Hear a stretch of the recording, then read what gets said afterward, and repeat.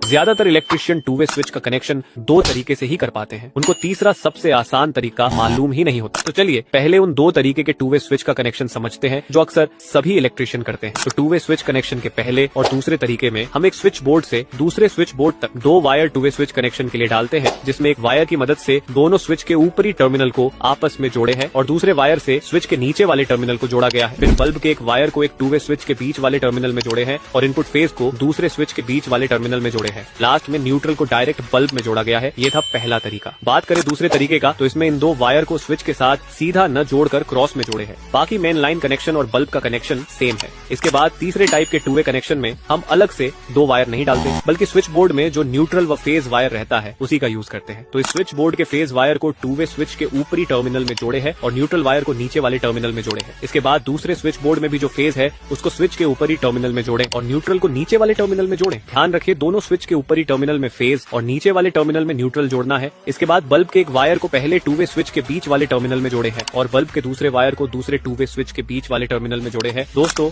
Two way switch connection का ये तरीका सबसे आसान है और वायर भी कम लगता है।